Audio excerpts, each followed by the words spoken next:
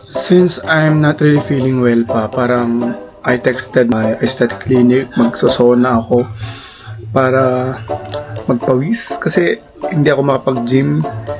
Parang ayoko kasi ipilit na habang may fever pa ako ay mag-gym ako. Although nasasayangan ako sa gains and sa pag-maintain ng weight ko, pero parang of course health is wealth. Unahin pa rin natin yung sarili nating internal health aside sa physique.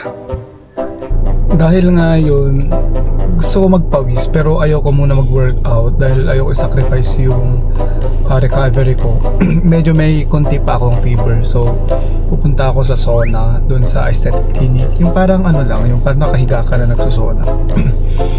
So ayun, para at least kahit paano makapagpawis ako kasi matagal-tagal na rin ako nagpawis, parang more than a week na ako walang workout. So feeling ko hindi na ako healthy.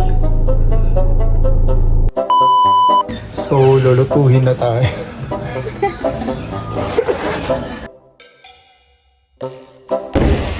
Grabe. Thank you.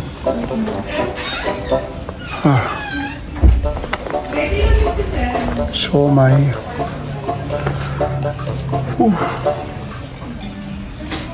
Grabeng pawis. So nakita nyo, tapos na ako mag-sauna. Yung nilagay talaga ako sa parang body bag pag yung i-embalsa mo, yung ganun ba.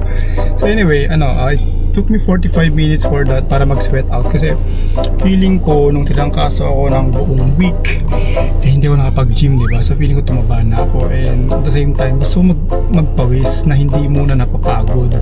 Yung hindi muna ako nagka-cardio, hindi muna ako nagbubuhat, para para makabawi lang, para hindi ako mabinat. So yun nga. Salamat.